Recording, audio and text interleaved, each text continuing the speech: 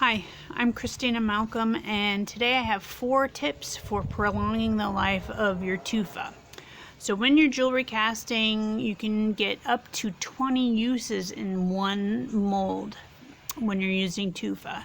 So if you use these methods, you'll increase your chances on getting those 20 casts out of your mold. So first thing you want to do about 2 days before you plan on casting is to cure your tufa. You need to oven or toaster oven for this, and you're going to preheat one of those to 250 degrees Fahrenheit. Once it's been preheated, you want to put your tufa in there on a baking sheet with some foil and bake it for an hour. And then without opening the door, you want to ramp up your temperature to 450 degrees and then bake it for another 2 to 3 hours depending on the thickness of your material. If you have more than 3 inches of thickness, then you're going to want to do 3 hours at 450 degrees. If you have relatively small pieces of material, you only need to do 2 hours. So that's 2 or 3 hours, and then you want to leave your tufa in the oven, preferably overnight to come to room temperature, or for a couple hours. That's why I say to start a couple days ahead of time. So curing your tufa in the oven or toaster oven at 250 degrees for an hour, then ramp it up to 450 degrees and do it for a bake for another 2 to 3 hours, and then let it cool as slowly as possible. So the second method to prolong the life of your tufa mold is to watch your undercuts. When you are carving, you want to make sure that your cuts come down at a 90-degree angle from the surface of your mold. If you start making caves that go back underneath your material, and the silver or whatever metal you're using is going to be filling those caves, then you are going to break off all of this area when you take the metal out of the mold. So second tip is to watch your undercuts. Third tip is to use sodium silicate.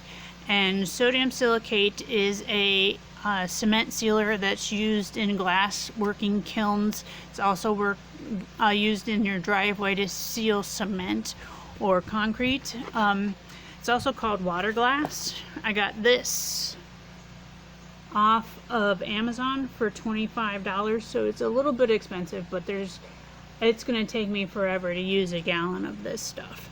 You can also make it yourself, and I kind of like this idea because you can make it in smaller quantities. So you would need sidewalk salt or a pure salt with silica, which you would buy from a place online like thesciencecompany.com. Once you have your sodium silicate, if you buy it already made, make sure it says 100% sodium silicate.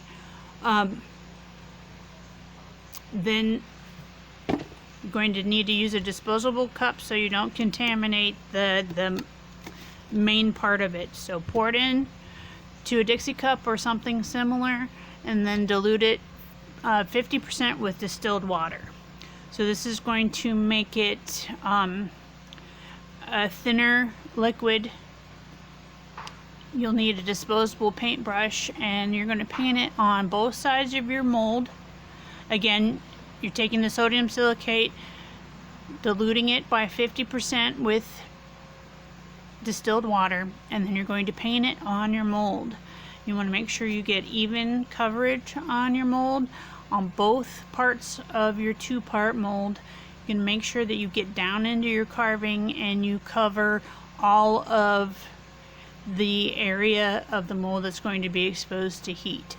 So you'll see the color of the tufa change as you are painting the sodium silicate on.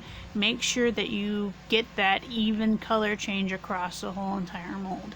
And then at that point, you are going to want to let it sit overnight again. You're going to want to let that water that we diluted it with evaporate out of the mold, so it doesn't shock the mold when you pour the silver or your molten metal into the mold. The last tip that I have for you today is what you want to do right before you're ready to cast. So you've cured your mold, you've carved your mold, you've treated it with sodium silicate, and now you're going to soot the mold. And by that, I literally mean you're putting a layer of soot on both halves of your tufa so that it is a release. The soot acts as a release. To soot the mold, you need to make a fuel-rich flame with your torch.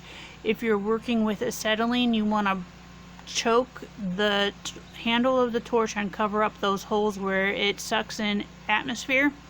If you're working with an oxyacetylene tank, you just want to light the acetylene side, don't light the oxygen side, and you'll have these big greasy plumes of soot coming off, and then you can hold your soot above, hold your mold above where the soot is going, and just kind of paint the soot on the casting side of your mold.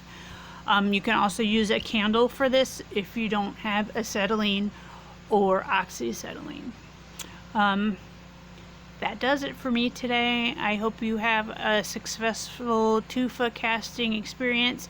Please email me if you have any questions, and subscribe and like my page and follow me and all of that stuff. Thank you so much. Bye.